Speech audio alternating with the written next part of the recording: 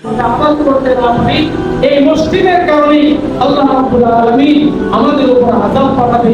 নাউযুবিল্লাহ। আমাদের এই মসজিদ আমাদের জন্য যেন রহমত স্বরূপ হয়, এই জন্য এই মহল্লাবাসী আমরা যারা আছি, আমরা নিয়মিত মসজিদে এসে পাঁচ ওয়াক্ত নামাজ পড়ব ইনশাআল্লাহ। আমরা আযান হওয়ার সাথে সাথে মসজিদে চলে আসবো, মসজিদে এসে এখানে আমরা পাঁচ ওয়াক্ত নামাজ পড়ব।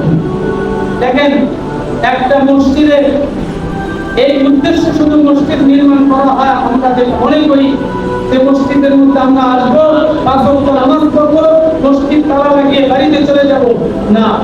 এই উদ্দেশ্যে রাসূলুল্লাহ সাল্লাল্লাহু আলাইহি ওয়াসাল্লাম মসজিদ নির্মাণ করেন নাই। মসজিদ হলো এই এলাকার যত সামাজিক কাজ হবে, সমস্ত সামাজিক কাজ মসজিদ থেকে পরিচালিত হবে। এই হলো রাসূলুল্লাহ সাল্লাল্লাহু আলাইহি ওয়াসাল্লামের সমাজ পরিচালনা করার একটি মাধ্যম।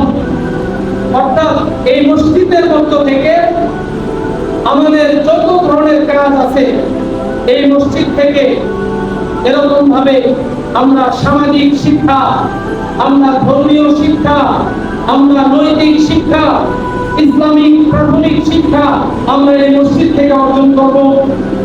আমরা আমাদের বিবাহ শাদী, সামাজিক যে কাজগুলো আছে, এই কাজগুলো আমরা মসজিদ থেকে কেন্দ্র করে করব।